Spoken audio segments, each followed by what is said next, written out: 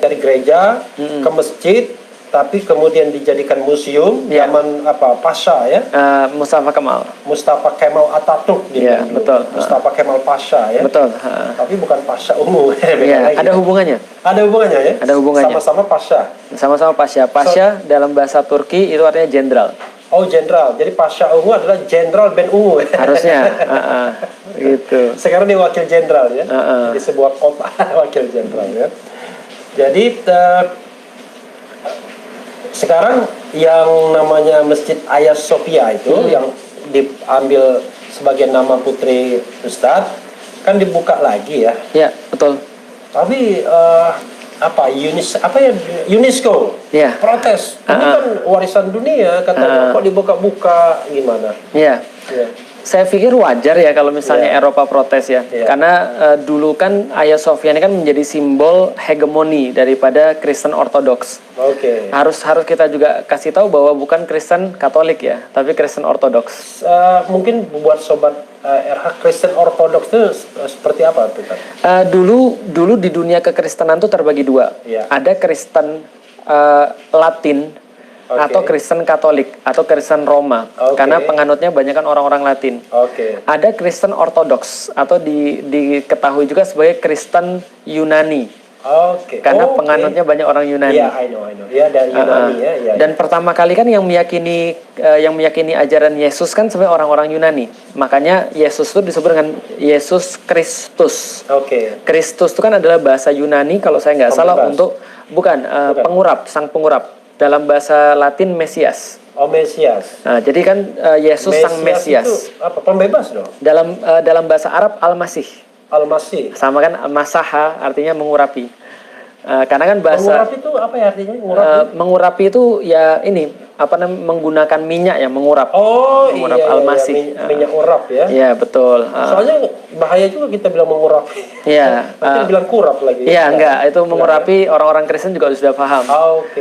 Jadi Al-Masih itu kan adalah orang-orang kalau bahasa kita yang dijanjikan ya. Jadi Isa Al-Masih yang dijanjikan kan itu kan ya. Artinya Al-Masih itu bisa punya banyak arti, tapi dalam bahasa Yunani jadinya adalah Kristus. Kalau dalam bahasa Ibrani atau bahasa Hebrew atau bahasa Yahudi jadinya Mesias tadi. Makanya ada Lionel Messi. Lionel yang Mesias ya. Iya, Mesiah gitu kan ya. Nah, artinya kalau pantas saja dia jagoan main bola ya. Nah, karena terjanji kali ya. Iya. sudah terjanji itu ya. Itu yang namanya by birth ya. Iya, dilahirkan. Nah, pemain sepak bola yang hebat itu dilahirkan, tidak diciptakan. Jadi ada dua, ada Kristen Ortodoks, ada Kristen Romawi atau Kristen Katolik. Nah, bedanya adalah kalau dulu Kristen Ortodoks itu berpusatnya di Bizantium atau Konstantinopel, sedangkan Kristen Katolik itu berpusatnya di Holy Roman Emperor atau di kota Roma tadi, yang menjadi ibu kotanya. Vatikan, ya? Betul, dan Vatikan. Nah, Hagia Sophia ini gereja Ortodoks. Jadi kalau ada orang bilang katedral, sebenarnya kurang tepat kalau katedral, karena katedral itu kan sebutan untuk gereja Katolik. Sedangkan ini adalah ya bisa dikatakan basilika.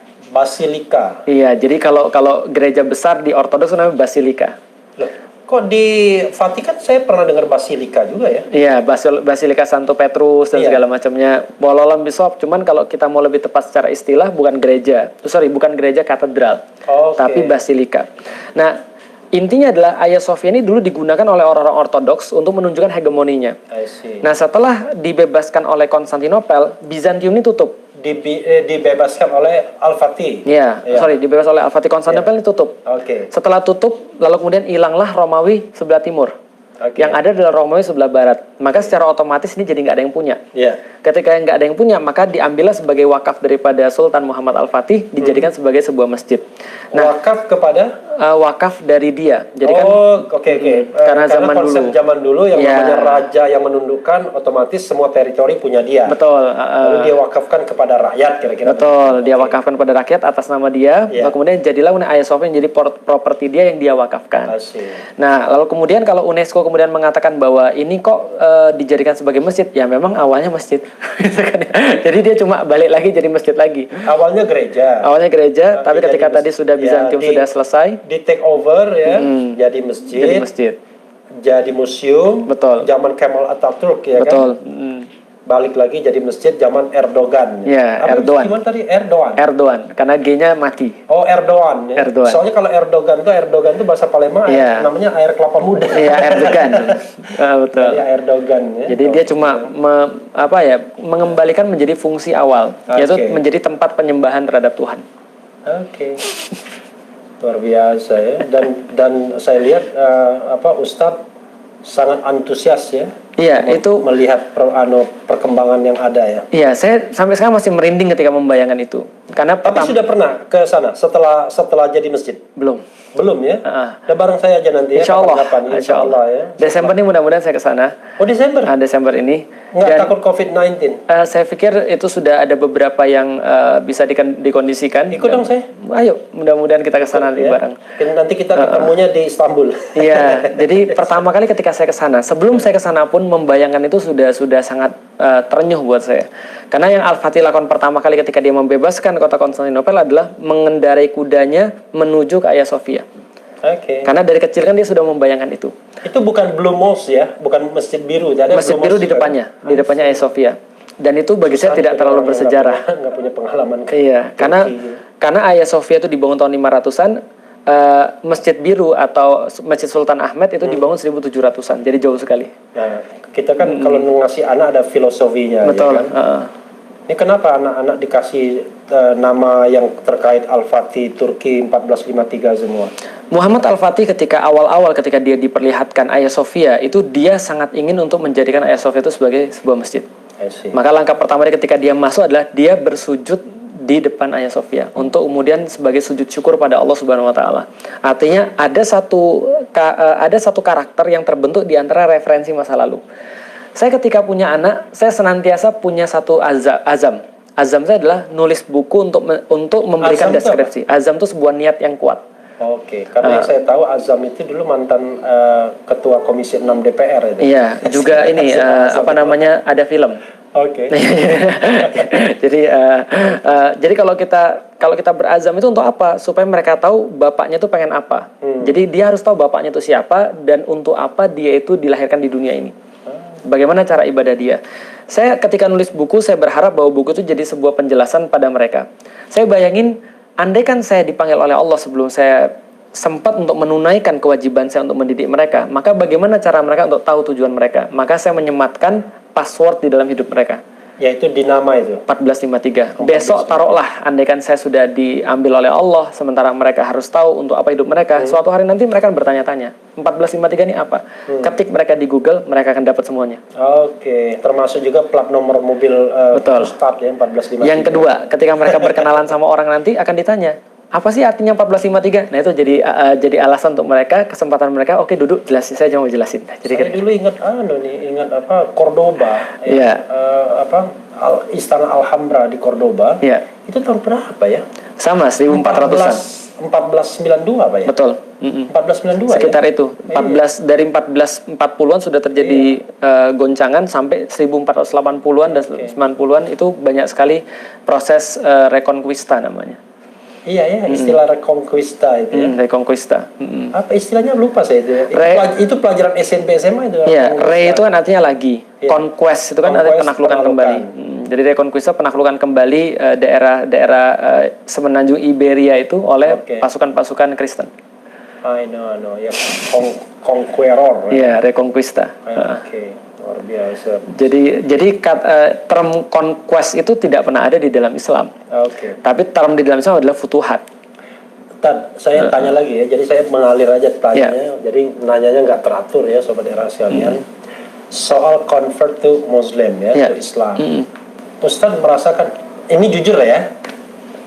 Jangan nggak jujur. Oh ya tentu. Merasa ada kesulitan nggak? Maksudnya gini. Mungkin ya kalau sebelum convert ya. Ustadz barangkali merasa dalam hidup nggak banyak kewajiban, ya kan? Betul. Mungkin cari uang, menghidupi anak istri, kaya, selesai. Betul. Ya kan? Betul. Tapi begitu masuk Islam, tentu dengan kesadaran sendiri, pasti sudah beyond dari sekedar kehidupan rumah tangga, kan? Ya, betul. Nah, Ada merasa beban nggak? Dan missionnya apa? Jelas beban itu pasti ada. Ya, okay. Dan Allah sudah mention beban itu di dalam Al-Quran, bahwa bebannya orang-orang beriman itu pasti lebih besar daripada beban orang-orang yang nggak beriman. Okay. Kenapa? Karena yang mereka inginkan lebih banyak. Karena yang mereka inginkan lebih besar. Iya sih. Jadi ya wajar kalau saya dikasih beban lebih banyak. Pengetahuan juga lebih berat bebannya ya. Betul. Karena kita harus menyampaikan apa yang kita ketahui soalnya. Jadi jangan fokus pada beban. Fokus kepada apa yang pengen kita dapat. Oke. Nah itu lebih enak bagi kita. Oke. Karena kalau itu kita merasa wajar. Contoh, ada orang pengen jadi juara kelas. Juara sekelas dia belajar 2 jam sehari. Kalau ada orang pengen jadi juara se-Indonesia, belajar 2 jam sehari, itu nggak tahu diri. Oke. Nah, jadi kalau dia pengen jadi juara se-Indonesia, ya minimal dia harus lebih banyak daripada 2 jam. Kecuali S ya, S juara. Ada S apa itu, S juara. Atau martabak juara ya. Iya. Gitu. Jadi gimana, Zat? Jadi ya kalau kita pikir kalau urusan kesulitan, ada seorang ulama yang mengatakan bahwa kalau kamu merasa sulit di dalam dakwah Islam, berarti kamu sudah mengikuti sunnah Nabi. Artinya? Karena Nabi nggak pernah ada yang nggak sulit. Oke. Dan kita kan senantiasa doa dalam hidup kita kan ya. 17 kali sehari kita menyebut ihdinas siratal mustaqim, minimal 17 kali. Ihdinas siratal mustaqim, tunjukin kami jalan yang lurus. Dan kita mendeskripsikan sendiri jalan yang kita minta. Siratal ladzina an'amta alaihim, yaitu adalah jalan yang engkau pernah berikan kepada orang-orang sebelum kami. Siapa yang dimaksud? Para nabi, para syuhada, para siddiqin, dan para solihin. Nah, 4 ini jalan yang nggak pernah enak. Jadi kalau kita mau milih siratal ladzina an'amta alaihim ghairil maghdubi alaihim waladdallin, berarti kita sudah minta kesulitan otomatis. Wah, luar biasa ya. Tiap hari kita minta kesulitan. Benar. Gitu. Tanpa sadar kan? 17 kali minimal ya. 17 kali. Kalau ditambah sholat sunnahnya berpuluh kali. Nah, ada yang pernah nanya sama saya, apa nggak capek setiap hari kesulitan? Saya tanya sama dia, emang kamu kira orang-orang yang melawan Allah tuh nggak capek juga? Capek juga. Kita melihat dia bahagia, sebenarnya nggak bahagia juga ya. Capek juga. Gitu. Dia juga keluar uang, dia keluar pemikiran. Jadi kalau pengusaha benar juga sih, pengusaha dan penguasa yang zalim itu capek juga. Capek banget. Lebih capek lagi karena mungkin dia jiwa paranoidnya lebih tinggi gitu. Iya, dan insecure. Makanya tadi sempat saya sampaikan bahwa orang yang paling insecure justru orang yang maksiat. Oke. Makanya artinya kalau misalnya kita capek, mereka juga capek. Oke. Bedanya apa? Kita capek natural, mereka capek nggak natural. Oke. Ustaz, saya mau balik ke politik ini. Boleh. Ya. Tadi kan pasti kan karena ketika convert to Muslim, to Islam, lebih banyak kewajiban yang diemban ya. Tapi sekarang ini era di mana orang-orang seperti Ustaz ini dicurigai. Ya sudah, kita frankly speaking aja kan. Dicurigai tadi sudah dibilang ya di depannya tadi radikal ya kan, radikal kanan ya, ada yang radikal kiri, ini radikal kanan ya. Kemudian tidak percaya Pancasila, terutama bab toleransi, walaupun tadi pertanyaan pertama sudah dijelaskan secara baik ya. Tapi kan orang nggak peduli ya. Iya, betul. Kemudian ini pro khilafah ya, yang akan membahayakan NKRI. Padahal sudah dijelaskan juga khilafah itu konsepnya ilahi ya. Jadi memerintah dengan petunjuk yang maha kuasa. Betul. Walaupun levelnya keluarga, tetap aja kita menerapkan khilafah. Kira-kira begitu tadi ya. Tapi Ustadz tetap saja sebagai orang yang dicurigai. Sebagai orang yang kira-kira ya dalam rezim tertentu, saya nggak tahu bilang rezim yang mana ya. Ini orang yang patut dimusuhi. Bahkan kalau kita pakai istilah good looking, saya pernah bikin nih, Ustadz good looking number 2 ya in Indonesia ya. Kalau in the world-nya enggak, tapi in Indonesia minimal.